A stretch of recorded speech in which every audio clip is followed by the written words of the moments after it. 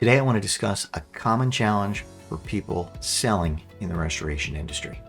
In the meantime, if you don't know who I am, my name is Scott Miller. I'm the owner of thegrowthlead.com. I'm making these videos because I'm passionate about helping owners to get more profitable, to reduce the chaos, and to build a business of great value they can sell someday when they decide it's time to move on. Okay, so here's the challenge.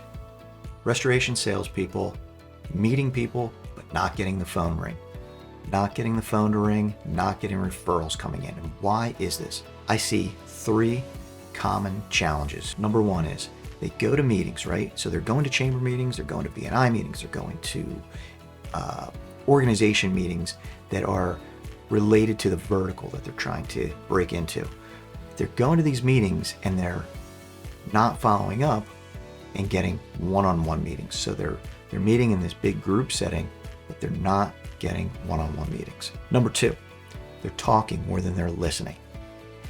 I'm not the chattiest person, but from time to time, when I'm talking to a prospect, I notice that I'm talking way too much and I'm asking too few questions. So make sure that you're listening more than you're talking. Number three, no trusted follow-up system. We've all got CRMs, but are you using them as they're intended? Are you using them as the tool that they are to help you follow up with prospective clients? If you're not, get some training. Call tech support, get training. Worst case is, if you really don't want to go down that road or can't for whatever reason, create a Google Doc, an Excel spreadsheet, a Google spreadsheet, something to keep yourself organized. So, number one, have one-on-ones. Number two, listen more than you talk. Number three, have a trusted follow-up system. Here's my recommendation. Over the past weeks and months, you've undoubtedly collected a bunch of business cards. Pick the top 50 that you feel have the opportunity to refer you work. Either get them into your CRM and identify them as high-value targets, or put them on a spreadsheet. Then start to follow up with them every 3 weeks. Phone calls, emails, text message if you have their cell phone number.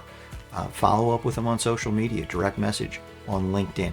Just keep following up and get that one-on-one meeting. And then make sure that you're asking good questions and taking notes. If you need help with questions, book a call with me and I will gladly help you. But I'm going to leave you with one. Just understand the answer to this question. What happens when you find out that there's been some type of damage, water damage or fire damage? What do you do in your company? And then wait for the answer. At least this way, you'll have an understanding of where they are and what they're currently doing. Remember, it's your job to make their life easier, right? How can you make their life easier? How can you help take a little bit of the stress out of their job? So as a sales rep, it's your responsibility to share that story with them, build a relationship so that they trust you, and refer you. Book a call with me, and I'll tell you more about my sales coaching program. Anything else I can help you with, I'd be happy to. See you in the next video.